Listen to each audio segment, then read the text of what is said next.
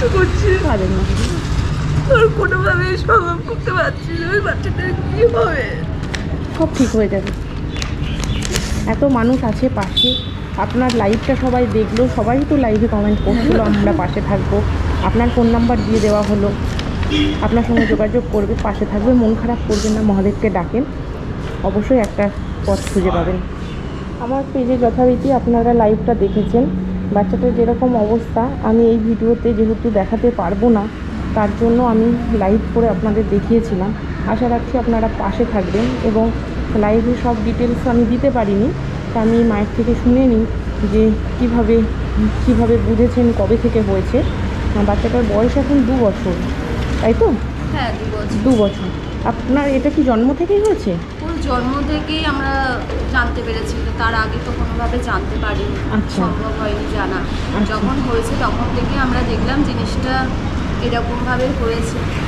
আমরা জানার চেষ্টা করলাম যে এটা কি 8 দিন যখন ওর বয়স, তখন আমরা এসএসকেমে নিয়ে গেলাম। 8 দিন বয়স।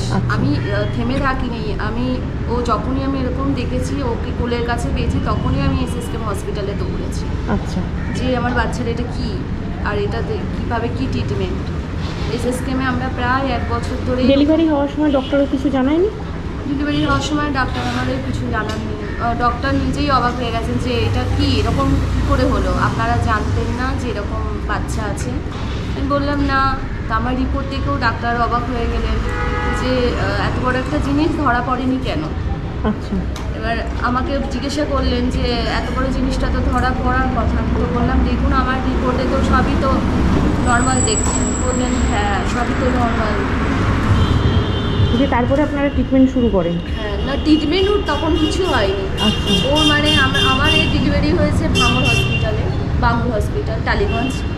তো ওখানে এর কোনো ট্রিটমেন্ট নেই, ওনারা পাঠিয়ে দিলেন এসএসকেম হসপিটালে।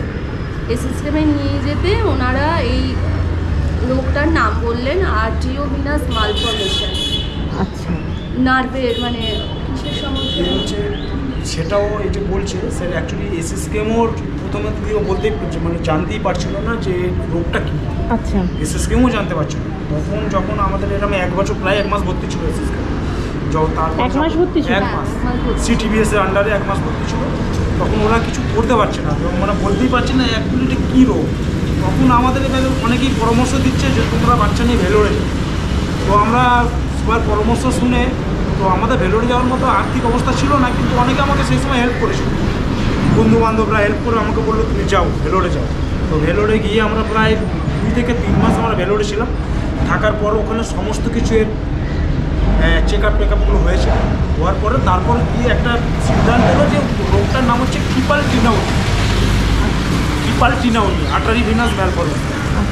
তো তারপর থেকে আমরা ওরকম ভেলোরে মানে ট্রিটমেন্ট চালিয়ে যাচ্ছিলাম। একদিন ভেলোরতে ডাক্তাররা আমাকে ডাকলো, ডেকে বললো এই যে ট্রিটমেন্টটা ভীষণ ব্যয়বহুল ট্রিটমেন্ট, বলছে আপনারা কি করতে পারবেন এখান থেকে? আমরা তো জানিও না যে টাকাটা অত, অ্যামাউন্টটা অত বড়। তখন ডাক্তারকে জিজ্ঞেস করলাম আমি যে কত এর ট্রিটমেন্ট, মানে অলরেডি আমাদের কাছে যা ছিল সব শেষ হয়ে গেছে সেই সময়। তারপরে এসে আমাদের ভেলোর এই জিনিসটা লিখে আমার হাতে দিয়ে দিল। এই মুহূর্তে ভেলোর সিএমসি, আচ্ছা, ভেলোর সিএমসি হসপিটাল এই জিনিসটা লিখে আমাদের দিয়ে দিলেন, বলছে 40 লাখ টাকা ইমিডিয়েট অ্যারেঞ্জমেন্ট করে।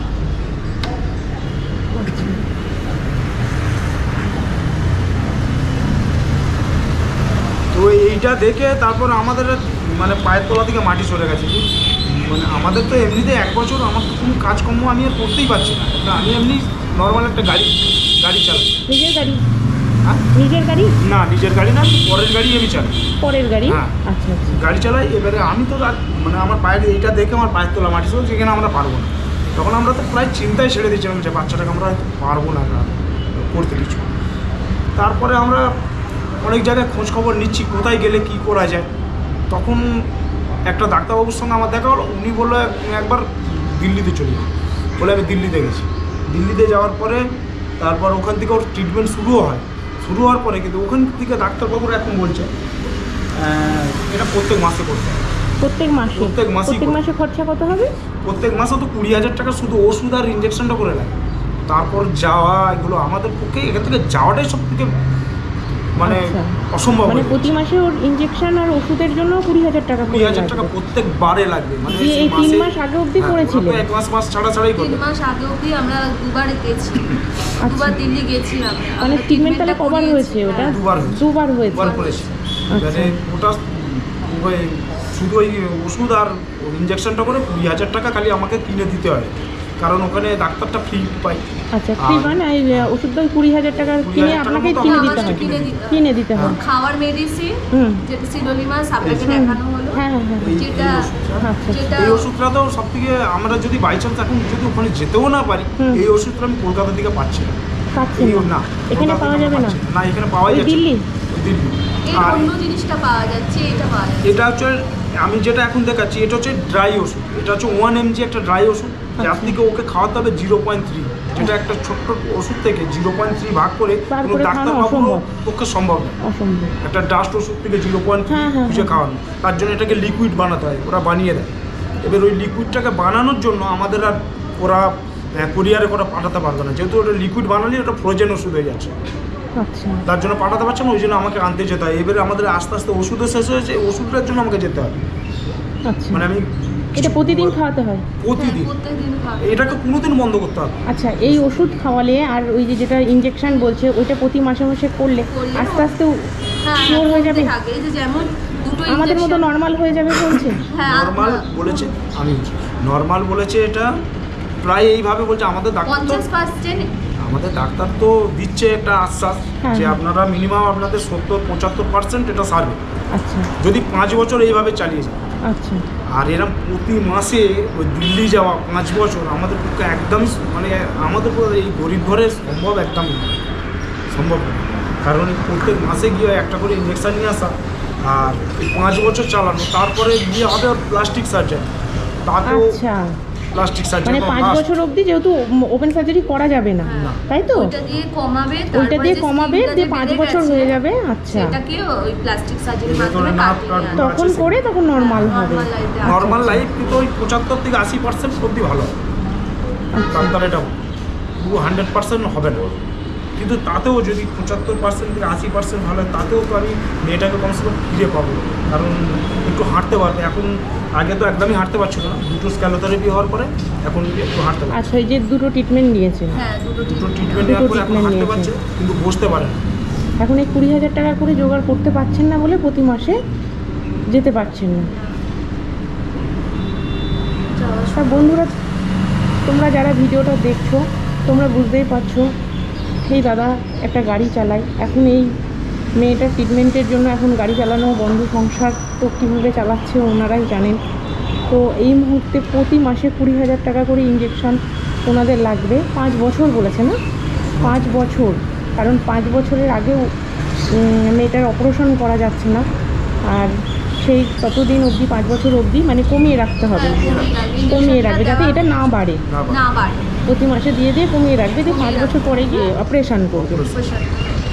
আচ্ছা, তো বাবা মা তার জন্যই আমাকে জানিয়েছিলেন যে তোমাদেরকে পাশে পেতে চাই, যাতে বাচ্চাটা খুব তাড়াতাড়ি সুস্থ হয়, বাবা মার কোলে যেন এইভাবে হেসে গেলে থাকতে পারে। তার জন্য তোমরা আশা রাখছি যে যে যেমন পারবে, একবারে দিতে না পারো, অল্প অল্প করেই যদি প্রতি মাসে কেউ মনে করো যে পরিবারটির পাশে থাকবে, এই ছোট্ট দেব শিশুটির মুখে একটু হাসি ফুটিয়ে তুলবে, তাহলে তোমরা পাশে থেকো। আমি হাত জোর করে অনুরোধ করছি তোমাদের, তোমরা একটুখানি থেকো পাশে। আমি এই দিদির ফোন নাম্বার দিয়ে দিচ্ছি, তোমরা ফোন করে ডিটেলসে যোগাযোগ করতে পারো, কিছু জানার থাকলে জানতে পারো। আর দিদিদের ফোন নাম্বার, ব্যাঙ্ক অ্যাকাউন্ট সব আমি ভিডিওতে দিয়ে দিচ্ছি, এবং দিদির মুখ থেকেও আমি দিদিদের ফোনপে নাম্বারটা একটু জেনে নিচ্ছি। দিদি ফোনপে নাম্বারটা একটু বলবেন? বলো তো। আমাদের ফোনপে নাম্বার হচ্ছে 9836670905। আর একবার বলবেন। 9836670905। আচ্ছা, এই নাম্বারে ফোনপে আছে? হ্যাঁ, জিপেও আছে? জিপেও আছে। আচ্ছা, তা বন্ধুরা, এই নাম্বারে দিদিদের জিপে ফোনপে দুটোই আছে, তোমরা যেমন পারবে। তোমরা বুঝতেই পারছো প্রতি মাসে 20,000 টাকা করে লাগবে এই দেব শিশুটির ট্রিটমেন্ট করতে, যাতে এটা আর না বাড়ে। তারপরে ডক্টর আশ্বাস দিয়েছে যে 5 বছর পরে বয়স হলে প্লাস্টিক সার্জারি করবে। তো আমি আশা রাখবো তোমরা অবশ্যই পাশে থাকবে। আমিও আমার সামর্থ্য মতো আমি পাশে থাকার চেষ্টা করছি, তোমরাও একটু থেকো পাশে, আমি এই আশা রাখবো। আমি বলতে চাই যে আপনারা সবাই এগিয়ে আসুন আমার বাচ্চাটার জন্য, যে যেরকম পারবেন একটু সাহায্য করুন। আমার বাচ্চাটা একটু, আপনাদের একটু সাহায্য আমার বাচ্চাটাকে একটা সুস্থ জীবন দিতে পারে, ভালো জীবন দিতে পারে। একটু আপনারা এগিয়ে আসুন, আমাদের পক্ষে কোনোভাবেই সম্ভব না যে আমরা এই ট্রিটমেন্টটাকে এগিয়ে নিয়ে যেতে পারি। আপনারা পাশে থাকলে হয়তো সম্ভব হতে পারে। আপনারা প্লিজ দয়া করে আপনারা একটু এগিয়ে আসুন। সবাই দেখছে, সবাই অবশ্যই এগিয়ে আসবে, আপনার বাচ্চা সুস্থ হয়ে যাবে, আমি মহাদেবের কাছে প্রার্থনা করি। চিন্তা করবেন না, আমি আশা রাখছি বন্ধুদের ওপর আশা রাখছি অবশ্যই পাশে থাকবে। আর আমি আমার সামর্থ্য মতো এটা দিয়ে গেলাম, এখন এটা রাখুন, ঠিক আছে? ধন্যবাদ দিদিভাই। না না, ধন্যবাদ দেওয়ার দরকার নেই, না, না, কাঁদবেন না ওরকম করে। আপনি আমার এত ডাকার মানে আপনাকে ডাকার পর আপনি একবারই আপনি আমার এতটা সাহায্য করার জন্য এগিয়ে এসেছেন, তার জন্য না না, আমি তো চাই যে সবাই ভালো থাকুক। এবার আপনার বাড়ি সেই ইয়েতে, অনেকটা দূর, তো আমি বলছি মানে আমার 6-12 ঘন্টা যাতায়াত, তার জন্য আমি একটু সময় চেয়েছিলাম। তো যেহেতু আজকে আপনি কল্যাণীতে আসবেন বললেন বলে, আপনি এসছেন আমার কাছে, এটাই অনেক। সত্যিকারে বলতে দিদিভাই, আপনাদের ভগবান দেখুন ভালো লাগবে, ওনারা এতটা করেছেন আমার বাচ্চার জন্য। আমি অনেক চিন্তা, অনেক বছর ধরে আমি অনেক চেষ্টা করছি, পারেন না। ওর কোনোভাবে সম্ভব করতে পারছি না। ওই বাচ্চাটার কী হবে?